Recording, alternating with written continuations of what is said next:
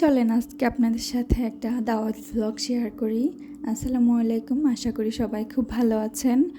আমরা গিয়েছিলাম শনির আখড়া, আসলে আমার ছোট কাকার বাসা সেখানে।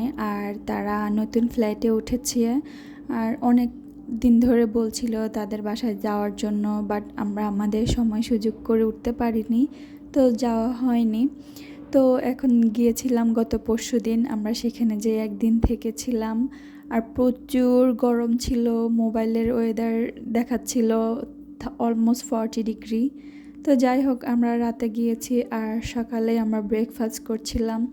আমার ছোটো কাকি অনেক কিছু করেছিল, পরোটা, সালাদ, ডিম, ডাল ভুনা, অনেক পাস্তা।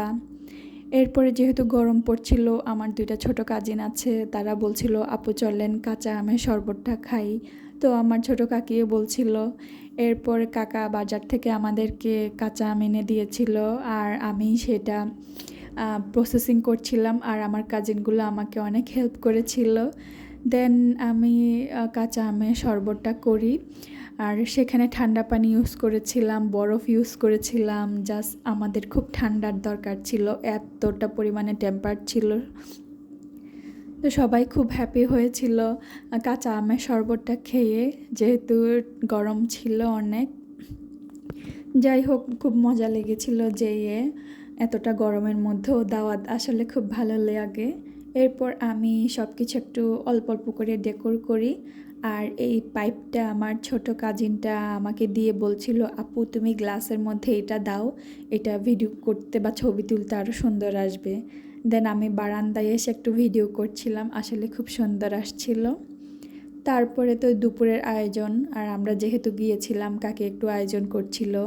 তো এখানে হচ্ছে রোস্ট করছিলাম, এটা আমি করেছি রোস্ট আর পোলাওটা। তো আমার কাকি আমাকে বলছিল যে তুমি আমাকে একটু একটু করে দেখাই দাও রোস্ট পোলাওটা, আমি খুব একটা ভালো পারি না, আর বাকি সব রান্না উনি করেছে। তো আমি ওনার সাথে করছিলাম আর উনি আমার থেকে শিখছিল বলতে গেলে। তো যাই হোক, এরপরে এখানে হচ্ছে লাল মুরগি রান্না করেছিল উনি একটু আলু দিয়ে।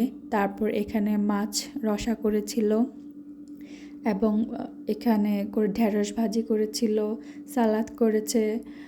তারপরে আবার পোলাও ছিল, সাদা ভাত ছিল, আবার টমেটো চাটনি। এই চাটনিটা হচ্ছে গরমের মধ্যে খেয়ে খুব ভালো লেগেছিল। আর লাউ রান্না ছিল। এরপরে যাই হোক, টেবিলের মধ্যেই সব সাজিয়ে ফেলা হলো। আমার কাকা আর আমার হাজব্যান্ড তো খাওয়ার জন্য তড়িঘড়ি লাগছিল। তো আমি বলছিলাম আমি একটা ছোট ভিডিও নিব, আর আমার কাকিও আমাকে বললো যে হ্যাঁ তুমি ভিডিও করে নাও, সমস্যা নাই, ওনারা একটু পরে খাবে। তাই তো এখন আমি ভিডিও করে নিলাম। এই তো এটাই ছিল আমাদের দাওয়াতের একটা